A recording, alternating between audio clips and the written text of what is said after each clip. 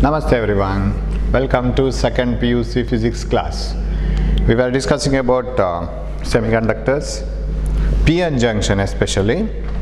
Namaste everyone. Welcome to the class. Hope you are doing well.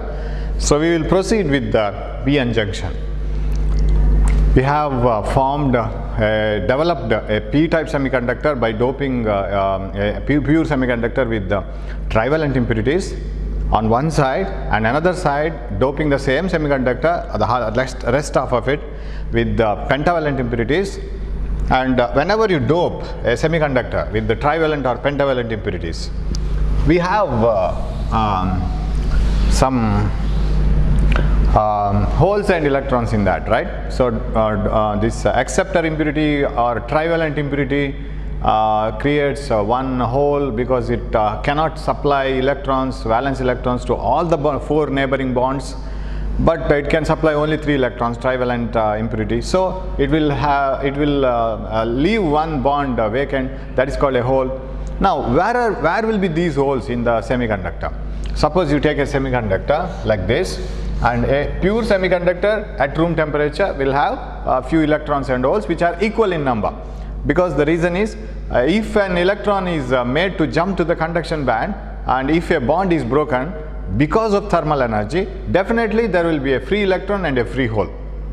Both will be present in equal number.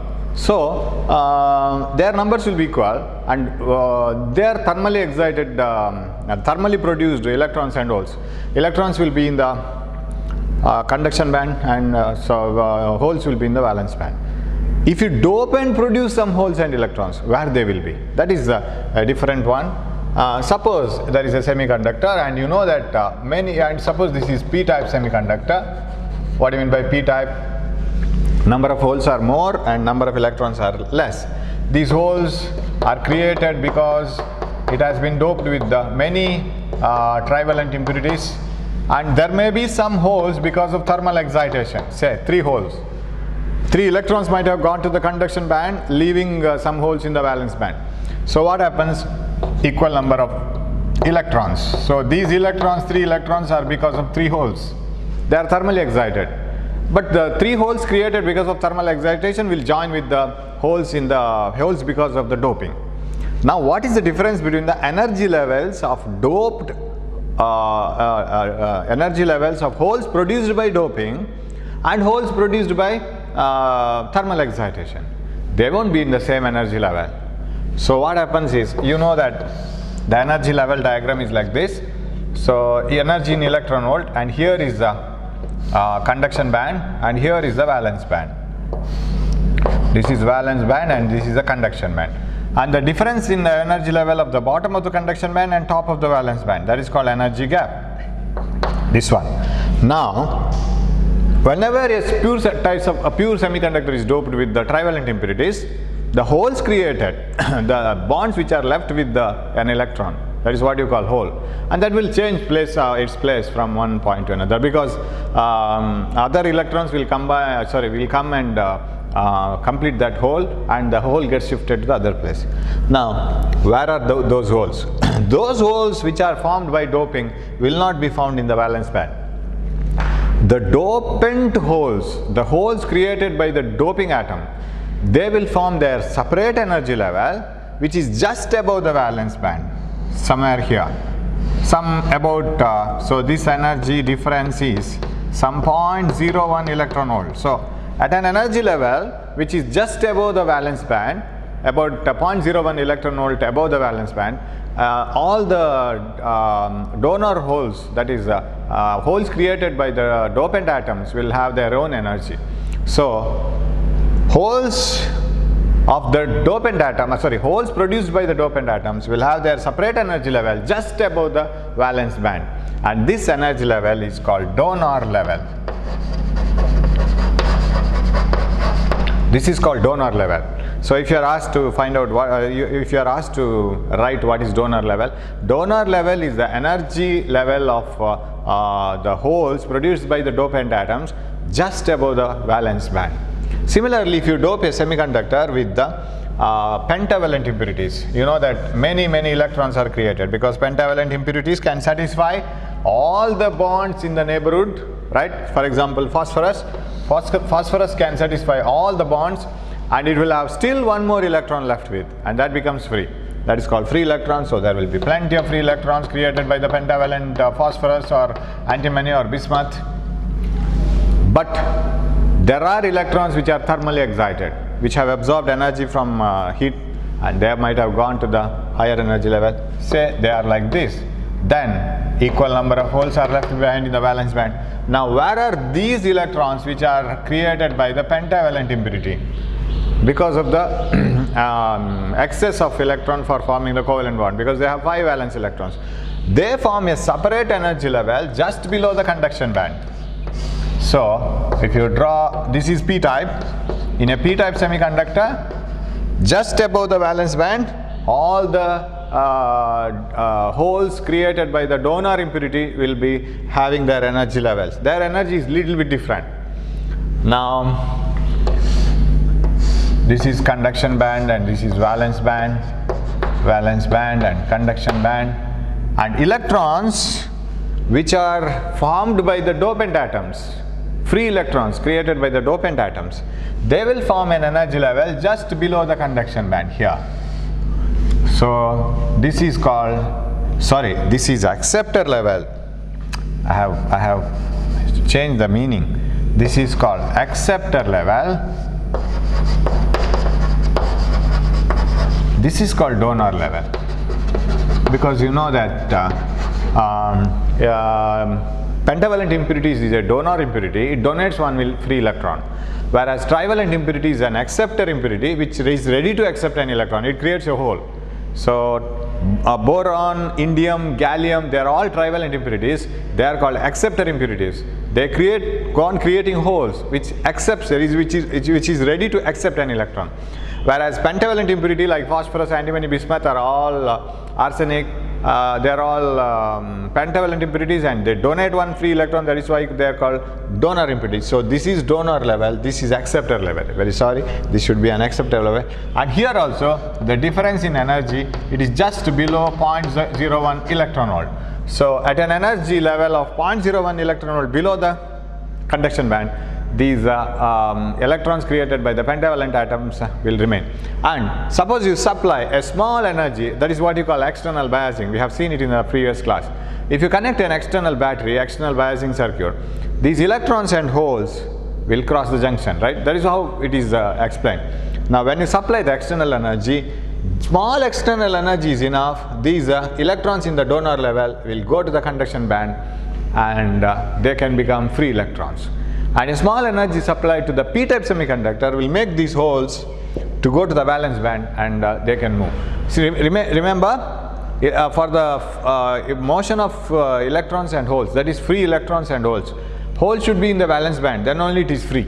Electrons should be in the conduction band, then only it is free. So electrons, if they are in the donor level, that is not enough, they are not free. So supply a small amount of energy, then plenty of electrons will be found in the conduction band. They move to the conduction band, so they are showing the conduction. So that material turns to be a good conductor. So the conductivity of a semiconductor can be increased by doping. So whether you dope it with pentavalent impurity, whether you dope it with trivalent impurity, whatever it is, charge carriers are either holes or electrons, whatever may be, they start conducting and the resistance starts decreasing and conductivity starts increasing. So resistivity can be decreased, conductivity can be increased for a semiconductor by a process called doping.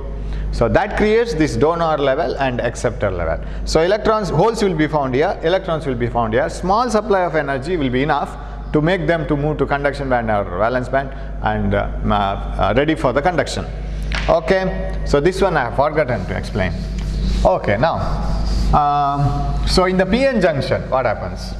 You know, when a p-type semiconductor is developed at 1/2 of the silicon or any semiconductor.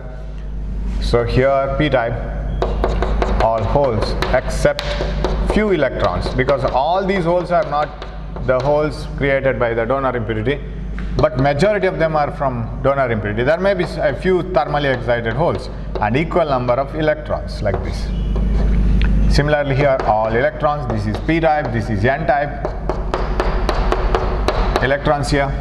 So electrons can migrate to the p region and join with the holes, and that makes this ion negative ion, because that boron atom has gained one electron. So now it is an excess electron for it. It is already it was neutral. Even with 3 valence electrons, boron was neutral, but now it has become a negative ion. And similarly here, this has lost this phosphorus at the border has lost one electron, so it is positive ion like this.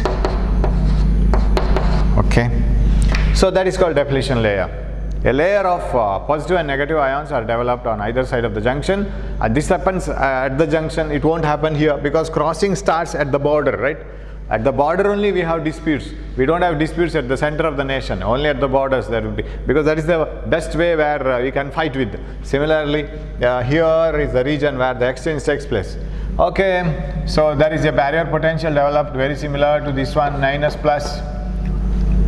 This is for majority carriers. This barrier potential is majority carrier. So barrier potential avoids the further migration of electrons and holes across the junction for the majority carriers. But for minority carriers, they can cross the junction. So movement of majority carriers from one region to another region is called diffusion current. And because of diffusion current, there is a EMF developed here, and that EMF avoids the further migration of electrons and holes, majority carriers.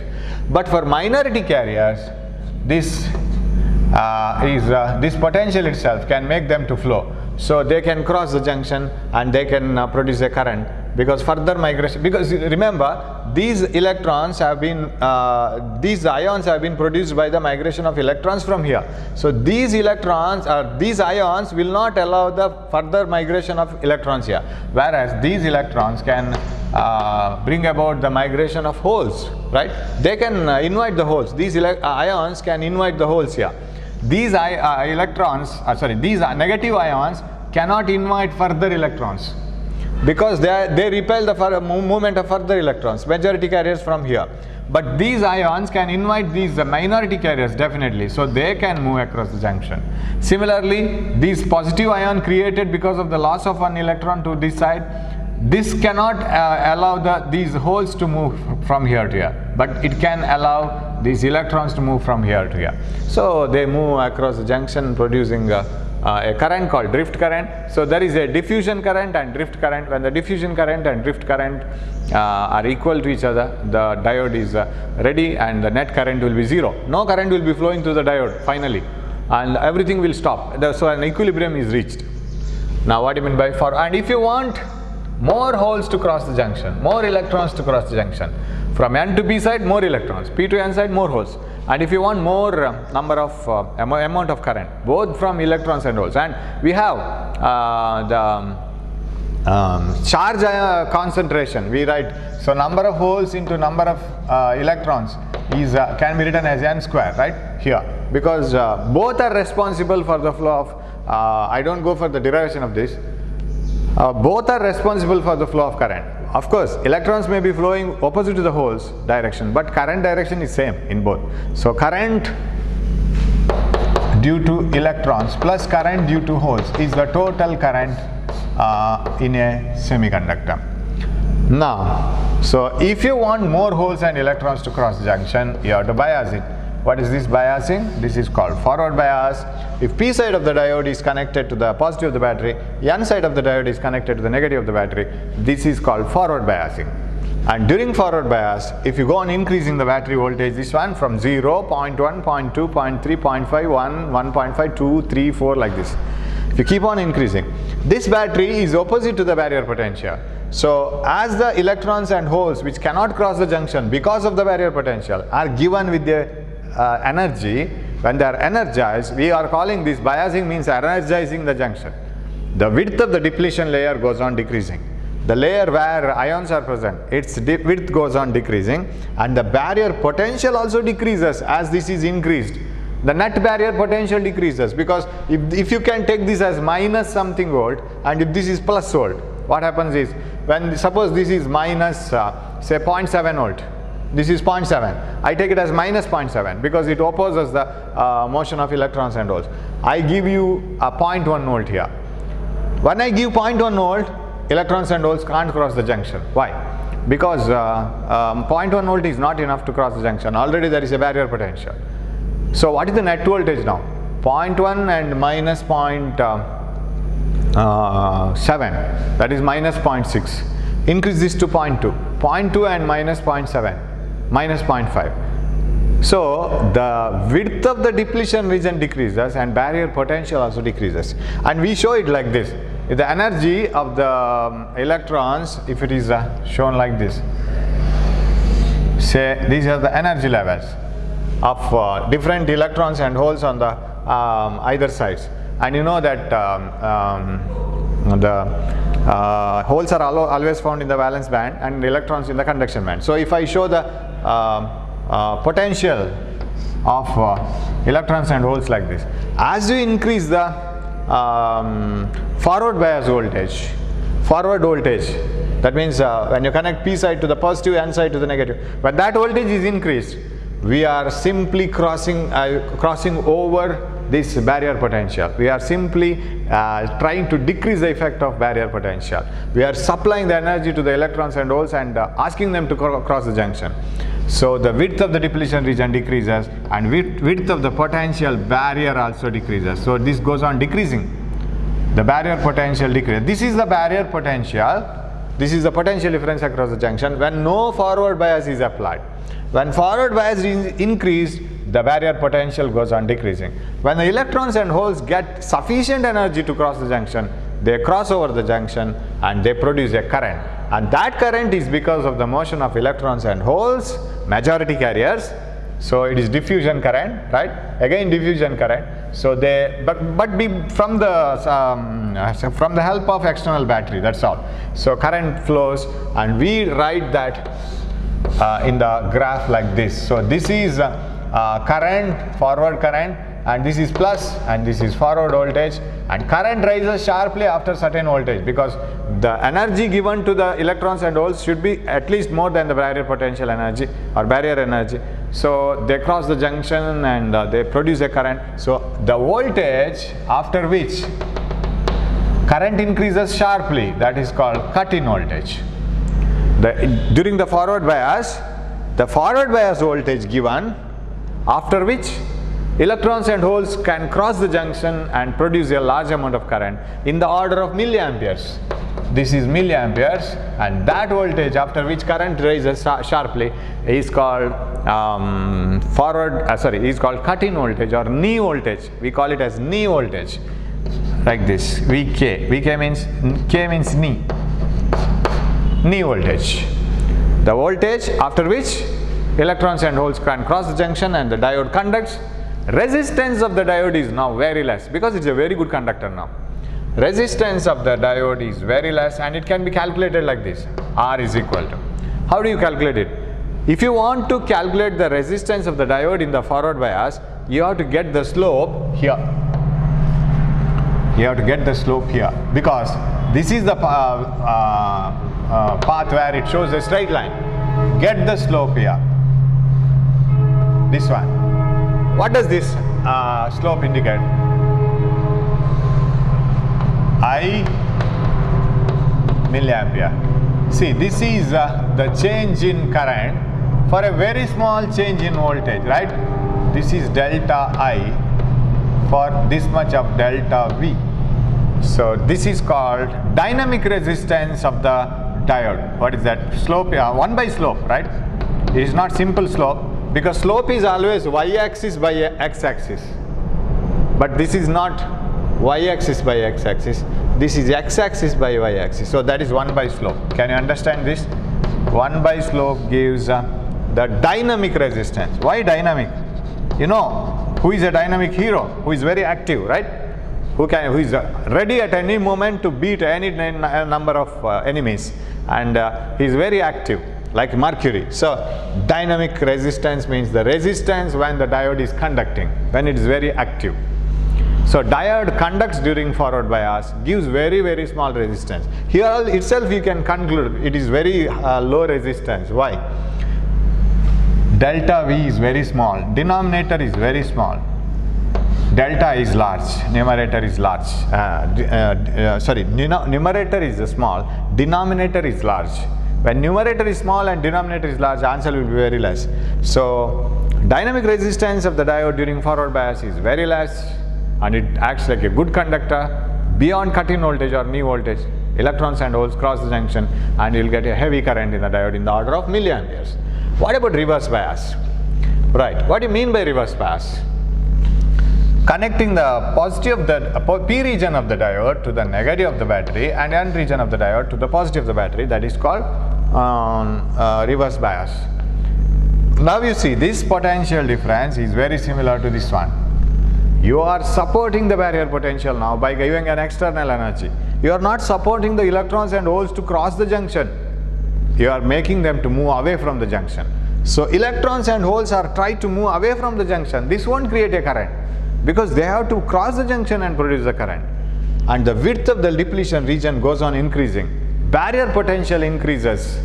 So if the barrier potential in the unbiased junction is shown like this, if this is the barrier potential, junction potential, but when you supply the reverse bias, what happens is the barrier potential after increasing the reverse bias, it will be more. So this is after biasing. This is with no bias. That is this one. This is during forward bias, decreases. So the barrier potential increases during reverse bias, whereas the width of the depletion region increases. So no current is possible in the diode because electrons and holes are expelled from the junction. They are repelled from the junction. But minority carriers can cross the junction. We have seen this in the previous class, right? These minority carriers, this is a very happy moment for minority carriers, because you see for the minority carriers it is forward bias, right? It may be reverse bias for the majority carriers. So they can cross the junction because of this energy. So they produce a current, and that current is very small, in the order of microamperes or nanoamperes. So very small current flows through the diode of the order of nanoamperes. Now you have to choose an axis which is reverse voltage and reverse current. Because this current, you see last time the current is because of the motion of holes from here to here, right? That direction of current is like this, diffusion current. What about reverse current? It is due to minority carriers from here to here, reverse current, right? So you have to go for this one. This is reverse current, reverse voltage, reverse bias voltage. So the graph will be like this. Whatever the, here reverse voltage, here reverse current. I have made a mistake, reverse current. So shall I rub this? Yeah. So here the dynamic resistance is delta V by delta I, which is very small. Okay, this is not needed. Okay, total ion concentration N square is not needed now. So during reverse bias, the diode, as we apply more and more junction potential, the minority carriers can cross the junction. Once all the minority carriers cross the junction, then current doesn't depend on voltage. You see here, you get a current, right? I will draw it in a color chalk. You get a current initially, but whatever the voltage you go, current doesn't change. Why? The same current flows. Reason is, once all the minority carriers cross the junction, then if there is nothing to cross the junction, what is the use of increasing the reverse voltage? Current remains steady. But if you make it too much, if the reverse bias is too much, the width of the depletion region will increase. At one moment the depletion region will break. Once the depletion region breaks, lot of electrons and holes and ions will be produced. They become free and they can cross the junction, and lot amount of current flows to the material. It is as if even air is acting like a conductor during lightning, right? Because of the breakage of the bonds and breakage of atoms. So a large current flows to the junction like this. Suddenly there is an increase in the current axis. This is current axis, reverse current. So this voltage after which the current increases suddenly is called breakdown voltage, right? VBR, reverse breakdown voltage, breakdown. So no diode should be operated in the breakdown voltage. In the sense, this breakdown, there is another type of breakdown. There are certain diodes which can be operated only in the breakdown region. But here, this is a very dangerous one. Once the diode goes to the breakdown region, the junction breaks and it cannot be rebuilt. The diode is lost. It is spoiled. So, the maximum voltage after which the current increases sharply because of the breakage of bonds, and that voltage is called reverse breakdown voltage. And any diode should be studied with breakdown voltage and cut-in voltage. They are the important voltages. But beyond cut-in voltage, diode is a very good conductor. Now, what is the reverse bias resistance of the diode? If you want to find out the reverse resistance, of course you know that diode is always operated in this region. If you get the slope here like this for this curve, you see slope is very less. What about 1 by slope? Very high. So a small change in voltage, you see the change in voltage here. A small change in voltage, sorry, a small change in current, here is current. A small change in current for a large change in voltage. So the dynamic resistance in the reverse bias is very high. Small change in the denominator for a large change in the numerator. This is very high. So a diode offers very high resistance during reverse bias, right? If I can show it very clearly here, actually we don't get such a slope. There is no slope for this at all. So it should be little like this, right? This is the breakdown voltage. You get a slope here. This is voltage axis, sorry, this is current axis because we get a cut-in voltage here. This is reverse voltage, and this is breakdown voltage. And if you get a slope here, this is delta I, which is very less. Delta V is very large, so R is equal to delta V by delta I, very high resistance. Diode offers a very high resistance during reverse bias. It doesn't conduct.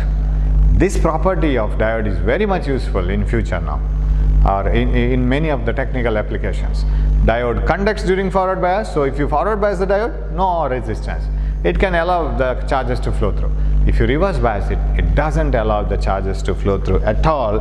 That's why a diode has a symbol like this, and these are the two terminals of P region and N region. P and N. See, it conducts during forward bias, doesn't conduct during reverse bias. Okay, but you remember simply the symbol of the diode. Now, a circuit is given there to find out to study the characteristics of a diode. Just see that you are going to do the practicals. This definitely you will have this practical forward bias and reverse bias. Of course, we are not going for the reverse bias. We do usually in most of the colleges they do only the forward bias, because reverse bias is most dangerous because the diode gets spoiled and you need to go for high voltage if you want to get the curve. Okay, so the circuits are like this. You see, you have to supply different amount of voltages to the diode if you want to draw the characteristic. If you want to show what is the variation of current and voltage at different values. So this is forward current and this is reverse current. So reverse current, forward current, and this is forward voltage and this is reverse voltage, right?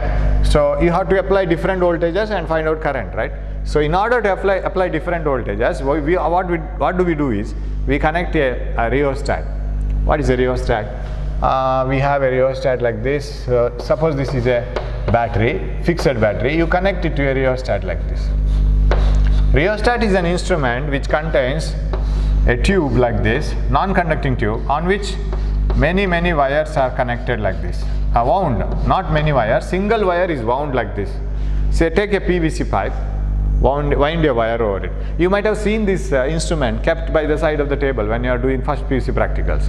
Remember, long ago you were doing some first PUC, you were in first PUC classes and you were conducting some of the experiment. So try to remember it, it was long ago.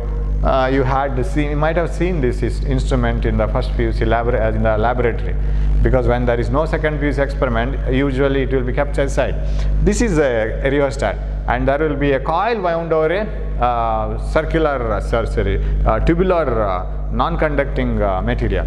Now the two ends are available for connection.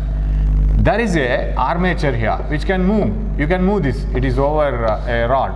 when you move this, what happens? This, so you can use this connection and this connection. Suppose you connect a battery over this, what happens? See, now the current has to flow through only this many turns. Of course, this end is not at all used, so no current can flow out. Current flows through this and flows through the 2 turns and comes out like this.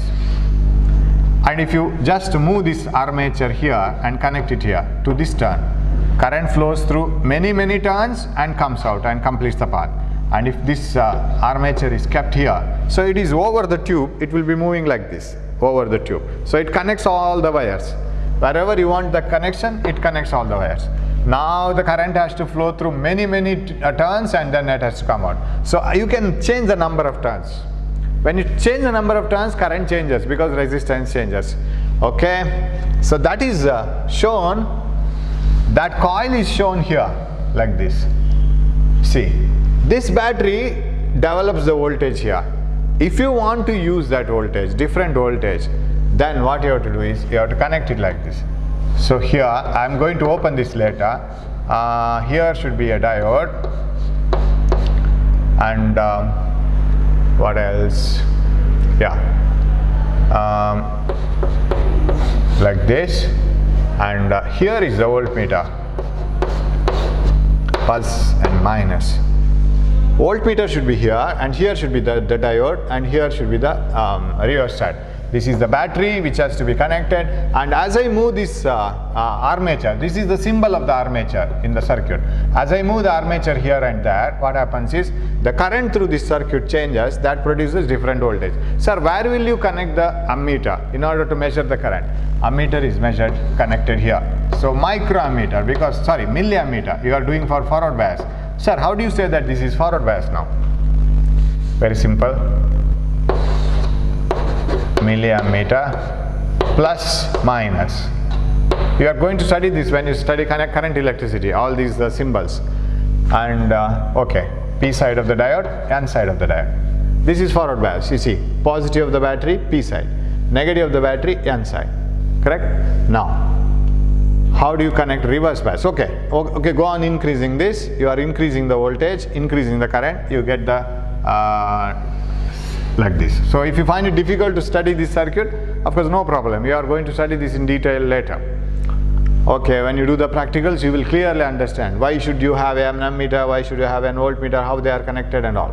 So this is the forward bias voltage, and the resistance is calculated here. This is delta I and this is delta V, and the dynamic resistance is, forward resistance is delta V by delta I, and this is the voltage after which the current rises sharply. This is cut-in voltage. Now how do you go for the reverse bias? So shall I draw the circuit here only? Again you should have a battery, same battery, connect it to the rheostat, 2 ends.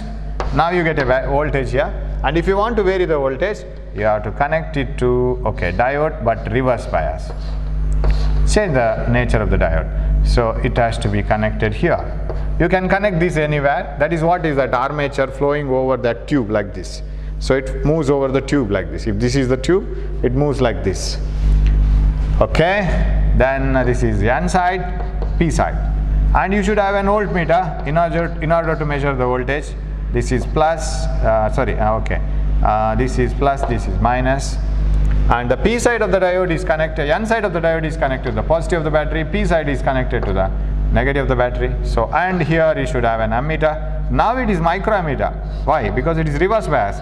Reverse current is due to only minority carriers. It is very less. Reverse current is very less. It is only due to the minority carriers. It is microamperes.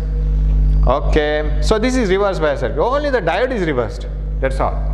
So how is the reverse bias graph? Very small current. You see, whatever be the voltage, current is very small because it is only because of minority carriers. But if you try to increase the voltage to a very large value, there is a sharp increase in the current. This is breakdown voltage. So if you are asked to draw the characteristic curve, what do you mean by characteristic curve? What type of characteristic is shown by diode? That is called characteristic curve. So if you are asked to draw the characteristic curve for the diode, it is like this. Okay, forward bias voltage like this, and here if you want to know the reverse resistance, you have to get the slope here, and you have to write delta V by delta I. So all those things, but this part is not very important, but you must know how to do this, because in the practicals it becomes very easy. Now moving forward, okay, diode finds a very good application. You know that diode conducts during forward bias, does not conduct during reverse bias. It doesn't allow any flow of charges. Of course, there is a very small flow, except that there is no flow, and it doesn't allow any current to flow through it in the reverse bias. Its resistance is very high, in the order of mega ohm. Mega ohm means it is very high, 10 to the power 6 ohm. During forward bias, few ohms, 100 ohm, 50 ohm, 20 ohm. So very less ohm during forward bias, very high ohms during the reverse bias. This property of the diode is used in what are called rectifiers. I'll give the introduction, but what are how the rectifiers work, I will see in the next class. What are rectifiers? Rectifiers are the circuits which will convert AC to DC. What do you mean by AC? Alternating current. What do you mean by alternating? Changing the direction. Any current which changes the direction is called alternating current. Suppose you take a battery, go to the shop and purchase a dry cell, measure the current through the dry cell, or you connect the current, battery to a bulb. Say you connect it to a bulb like this, bulb glows. Connect a small ammeter here, measure the current, you draw a graph, time versus current. You measure the current now. When you purchase it, you measure the current. After coming home, you measure the current by doing the same experiment. You have an ammeter, small ammeter, and tomorrow get up early and measure the current. Before going to sleep, measure the current. You will find that current is same throughout. Current doesn't change with the time. It doesn't even changes the direction, right?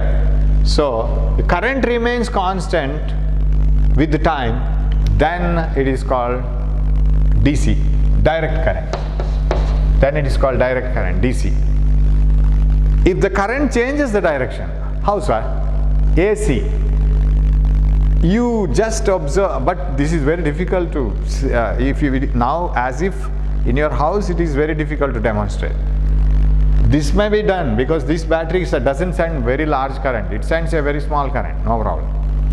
But if you observe the AC that is available in your house, you can't observe it so easily. What does it do? It flows in one direction at a moment, and suddenly it changes the direction. Not even changing the direction, it changes the values also. But of course, even if it changes the values but remains in the same direction, we call it as a DC. For example, in this battery, the current is always from positive to negative. It is like this. This is positive, this is negative. Current is always like this in this battery.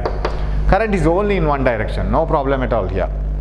Now suppose current changes. Sir, I get 1 milliampere once, I get 10 milliampere another time, and I get 50 milliampere, 25, 15. Sir, the current is changing, sir, but not changing the direction. It is moving, it is flowing only in this direction, but changing the values like this, like this. Still it is DC. Because if a current has to be AC, it may change the values, it may fluctuate, but it shouldn't change the direction. But AC, if you see the AC that we get in our home appliance, it changes the direction continuously. How sir? If it flows once in this direction, another time it flows in this direction. Changes the values also. It is a sinusoidal AC. What do you mean by sinusoidal? The values are varying according to the sine values. How does sine value change? Sine 0, 0. Sine 90, 1. Sine 180, 0. Sine 270, minus 1. Sine 360, 0. Sine 0, 0. Sine 45, 1 by root 2. Sine 90, 1. Sine 180, 0. Sine 270, minus 1, 0. It keeps on fluctuating the values. So sine theta has got positive values as well as negative values, and it increases and decreases like this. This is sinusoidal value. You see this one? Sine value highest here, 0 here, after some time 0 again, but this is negative going minus maximum 0. So since sine theta varies continuously like this is AC. Since AC changes the value continuously, similar to the sinusoidal values, we call it a sinusoidal AC. Alternating, because it changes the direction. Once it increases in this direction, becomes maximum and then becomes 0, then reverses the direction. But you can't check it so easily, because suppose there is a maximum voltage or maximum current something.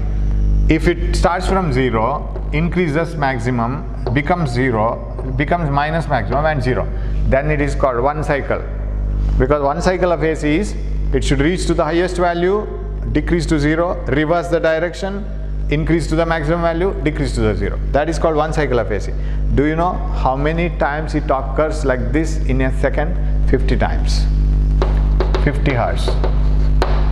Suppose the value of AC is in terms of voltage, for example, if I say in terms of voltage, the voltage value of AC is say some about 230 volt. It is not the peak value, it is some value. It is called RMS value. We will study it. If say this is some value, say 10 volt AC. I'll take a 10 volt peak value AC, not our home appliance AC. What do you mean by 10 volt AC? It should start from 0, 1 volt, 2 volt, 3 volt, 4 volt, 5, 6, 7, 8, 9, 10. Then decrease to 9, 8, 6, 5, 4, 3, 2, 0. Minus 1, minus 2, minus 3, minus 10. Minus 9, minus 8, minus 0. Just 0 to plus 10. Plus 10 to 0. 0 to minus 10. Minus 10 to 0. Such type of variations are done 50 times in a second. In a second, not in a day. In a second. It is done in a second. See, simply to say 0, 1, 2, 3, 4, 5, 6, 7, 8, 9, 10. 9, 8, 4, 9, 8, 7, 6, 5, 4, 3. And minus 1, minus 2, minus 3, minus 4. Minus 10, minus 9, minus 8. So 0. It takes a long time, right? But this does it in a second 50 times. Not even 10 volt. Our home appliance AC goes beyond 220 volt. 0, 1, 2, 3, 4, 5, 50, 100, 150, 0, 220, 230, 240, even more than that. Then 0, minus, plus, minus, 0, 50 times. Such a fast variation. So it goes, the current flows once like this, very next moment like this, like this, like this. It's a fast variation. Now, if I want to convert this AC, which is moving in the opposite direction also, I want the current only in the forward direction, not in the reverse direction. I can use diodes, isn't it? So what is the difference between AC and DC? DC flows only in one direction. AC flows in both the directions. Once it like this, but not simultaneously. Once like this, another time opposite. So AC changes the direction, whereas DC flows in only one direction. Now converting AC to DC is called rectification. So rectifiers are the circuits or the devices which will convert AC to DC, and the process of converting AC to DC is called rectification, and that is done by diodes, because you know diodes conduct during forward bias, they do not conduct during reverse bias. Reverse current is blocked, only forward current is allowed. So current is only in one direction. So diodes themselves act like rectifiers. And but if you have a single diode or two diodes, you can construct a rectifier. How does it work, and how do we get the DC? Only one directional current. Unidirectional current is called DC. Maybe fluctuating, maybe increasing or decreasing. But you see, for example, if you don't have this half at all, if the current doesn't flow in the reverse direction at all, then it is called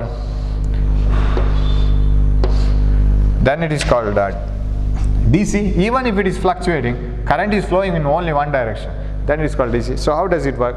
We will see that in the next class. Thanks for watching my class. We will see half wave rectifier and full wave rectifier in the next class. Keep watching and don't waste the time. Take care of your health. Thanks for watching the class. Thank you.